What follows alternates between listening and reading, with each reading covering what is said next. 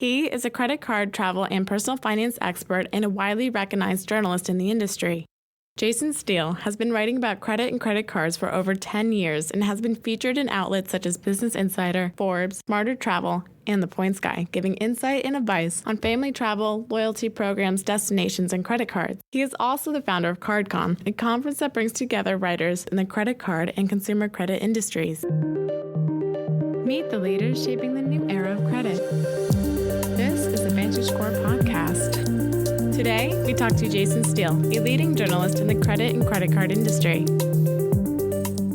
I am a flying enthusiast. I'm a pilot. I once lost about half the power of my engine. I couldn't maintain altitude and had to perform an emergency landing in Ohio. And if I had lost power, I probably would have gone into Lake Erie, much like Sullenberger going into the Hudson. But thankfully, I had just enough power to land. I lost an instrument gauge in the clouds at night once. That was pretty scary, but I climbed through the clouds and was able to continue visually after that.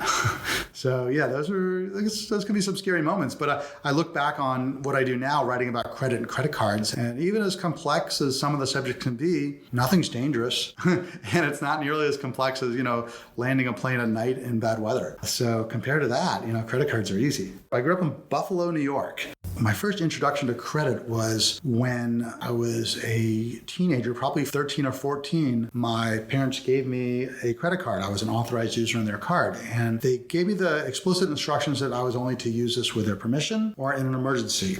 For the most part, that's what I did. After I got a car, I started using it at the gas station on the hopes successfully that they would not notice my gas station charges along theirs. Or maybe they did notice and didn't care, but either way, I didn't bring the subject up. And as long as they didn't call me out, I used the card for gas. But no, if they said, hey, I need you to go out and buy groceries, is it okay if I use the credit card, Mom? Sure. That kind of a thing. Later, what they started doing is having me reimburse them for charges. So if I wanted to go out, get some pizza with my friends or see a movie, and they wanted me to pay for that out of my allowance, I would essentially pay them as if they were a card issuer. And what was interesting is, while a lot of my colleagues, fellow bloggers about credit have an interesting story about how they racked up all this debt and somehow dug their way out of that hole and paid off all their debt, if anything, I'm at a professional disadvantage in that I never got into credit card debt. My parents were adamant that I always pay my monthly balances in full. Once I went to college and had cards in my own name, I was a primary account holder. In our family, it was just almost like a religious belief that you have to pay your balance in full. How many credit cards do I have now? Just a few weeks ago, went through all my credit card accounts, and I think I came up with the number was 19. And of course, that sounds like a lot of accounts, and for the average person, it is. 3 or 4 of my credit cards are ones that I use frequently, and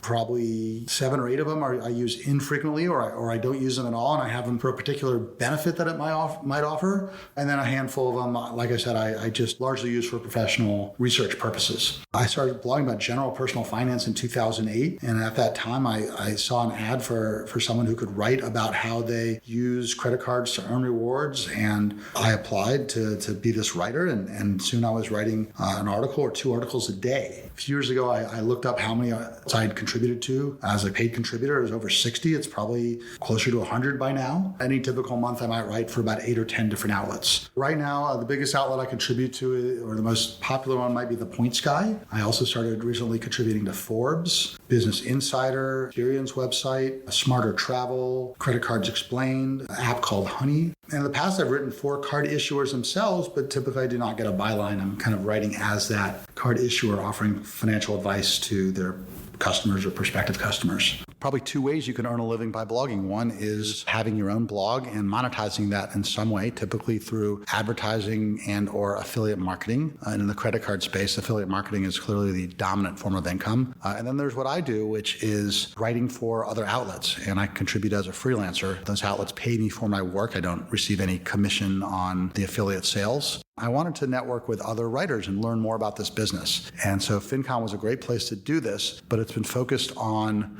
all aspects of personal finance. Credit cards were a comparatively small portion of it. I said, let's do it. Let's partner with FinCon and have our own pre-conference. We have 3 pillars of content. One is credit cards themselves. The other is consumer credit. And the third is affiliate marketing as it pertains to credit cards. 2/3 of the attendees are media, bloggers, content creators of some sort, and about 1/3 third is industry. Some people think that the rewards, cards that offer rewards maybe aren't profitable for card issuers unless you carry a balance. There's charge cards where you're not allowed to carry a balance with plenty of rewards. So I think those who pay off their balance and earn rewards are profitable because they're generating interchange fees for the card issuers. They also tend to be very high credit scoring people that represent very low risk. So that's one misconception. Another would be if I sign up for a lot of reward cards, that it'll ruin my credit. And I like to tell people that if you pay your bills on time, your credit's going to be great. So reward cards don't hurt your credit in any way. So is there a sweet spot for how many credit cards someone should have? The most important thing is no more than you can handle responsibly. So if you're unable to manage a single credit card, pay your bill on time, control your debt, then you should not be using credit cards at all. I'm not an advocate for credit card use. When you arrive in the United States as an immigrant, you're trying to establish your credit. What's the best strategy? So thankfully, having no credit or what they call in the industry a thin file is better than someone who's been through bankruptcy, foreclosure, charge-offs, things like that. So that's the good news. You're not really trying to rebuild credit. You're just trying to build it. I would have that person, if they can become an authorized user on someone's credit card, that is a good step. If they can get a basic credit card, one that doesn't offer rewards necessarily, that's a great step. I don't think they need to go so far as to get a secured card, which are meant for people who have had serious credit problems, immigrants or young adults. I also tell them if you get a credit card that is offered by the bank where you have your checking or savings account, that makes it a lot easier. You have, one app, one login. You can make payments that are just transfers between different accounts rather than moving funds between different institutions. And it's a lot easier to manage, a lot less likelihood, I think, that you would miss payments. And then finally, one interesting thing is that some major credit card issuers are international. American Express, for example, they have programs where you can use your credit from your home country, arrive in the United States, and get a new credit card based on that. It doesn't work in every country, but I think, for example, in the European Union, if you were a citizen of France and you had an American Express card, you can arrive in the United States and you could say, hey, American Express, use my credit information from my account overseas. Yeah, there's a few major card issuers that do that. So that would be something to investigate, because you could imagine if you had a great credit history in your previous country that you lived in, kind of awkward to arrive in the United States and say, oh, we don't know who you are. We don't know your credit worthiness. Like, well, yes, you do. I had an account with your overseas branch. So thankfully, companies are recognizing that and leveraging that information.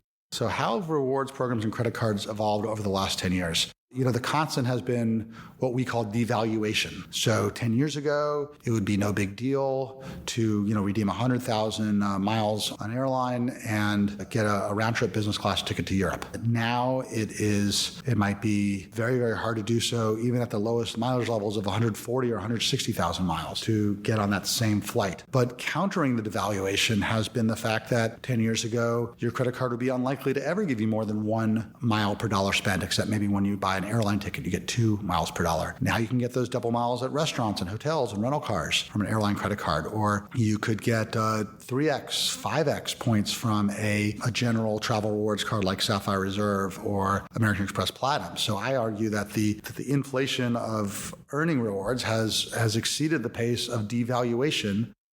What could change in a regulatory environment? If interchange fees are highly regulated as they are for the debit cards, then that would pretty much kill credit card rewards. And in countries where that's happened, and certainly in the United States where it happened with debit cards, rewards just disappeared. And I think that would be tragic. Merchants were allowed to impose fees on credit card transactions as they desperately want to, but are prohibited from either by card issuer agreements, merchant agreements, or by the law in many states. Once they start tacking on a 3% fee on everything, I think credit card use dwindles. And certainly reward card use would dwindle. I would never pay a 3% fee to earn rewards worth maybe 1 or 2%. So I think the industry is playing with fire by trying to push that. If that ever passes, maybe the retailers might be happy, but I think the rest of the credit card industry would suffer.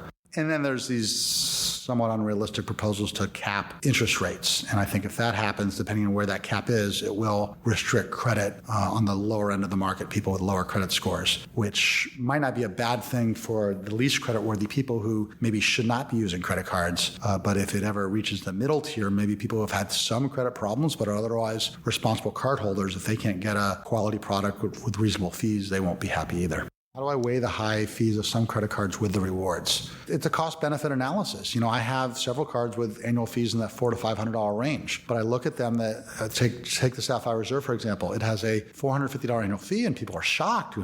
That's a crazy amount. Well, I get $300 travel statement credit every year, and so long as I spend at least $300 on travel, now my net annual fee is down to $150. Okay, I get $100 credit for global entry or TSA pre-check, which granted is only every 4 years. So let's value that at $25. So now we're down to a net annual fee of $125. For that $125, I get the ability to transfer points to miles with airlines and hotels. I also get the ability to redeem my points towards virtually any flight or hotel for 1.5 cents each instead of a penny or a penny and a quarter with their other cards. And then finally, I have the lounge access. So I get trips to the lounge all the time in all sorts of places. So I get plenty from that $450 to justify it. And then I also have to compare it to the next option. Okay, so if I didn't have a Sapphire Reserve, I'd certainly have a plain old Sapphire Preferred, which has that $95 annual fee. So I say $95 versus a net $125. It's really a $30 increase. And is the lounge access, the increased value of points redemption, is that worth that $30? Absolutely. Absolutely. So I make a really cold, hard calculation, but I don't just say, is it worth the value of the fee? Are the incremental benefits worth more than the incremental cost between that card and the next card that I would be using otherwise? I have this joke where I do this with all sorts of kids, they ask you for money, I tell them to put their hands together, and I take my credit card and I swipe it through their hand. And I was like, here you go, here's $100. The important thing is, I think, is to teach your kids the money doesn't come out of thin air, that you have to pay your bills, that this is, treat it like cash. And I will not charge anything on my credit card that I wouldn't hand over for cash. Kids grow older, you should show them how you pay your bills and how, that your charge that you make has a responsibility for repayment. And it's a direct correlation. You do not want people growing up thinking, I'll charge it now and worry about it later. Could also make them authorized users with some card issuers so that by the time they turn 18, they'll already have great credit, which would be really neat. Public schools and other educational institutions, I think they have a responsibility to teach personal finance, responsible management of your finances. You can't expect people to pick it up from their households, which may or may not handle their money responsibly. And I've talked to consumers who've had serious financial problems, and they say, growing up, we thought we were rich because my dad just bought everything he needed for us and provided for us, and he thought that was a way of expressing their love for us. He would just go out and buy lots of Christmas gifts or something like that, and only later did we realize that we were in tremendous debt and that we weren't rich. This is what other people have told me about their life growing up, and they essentially passed on poor financial habits to their children, and some of them are able to turn that legacy around, and others are not, and they pass that on to their children. And I think if schools, universities could make personal finance part of their curriculum, they could break that cycle of poor personal finance management. And, it's not just a question of having money and having luxuries. When mishandled, it contributes to some serious problems. There are families that go through divorces because someone mishandles money. It causes stress. It causes abuse when families are under severe financial stress because they're unable to manage their finances well. And it would be very sad if that was something that schools were not offering. It's a very bad idea to try to achieve a perfect credit score. The credit scores are designed to estimate your creditworthiness for the purpose of borrowing, and they are designed to group people into different groups. Having a slightly better credit score than someone else is not the point. It's not desirable even. All you get from that is bragging rights. And in fact, credit scores above a certain level, around 740, 750, are all seen as identical in the eyes of lenders, meaning I will not receive a better rate on my mortgage if I have a 815 than my friend who has an 800 or his friend who has a 745.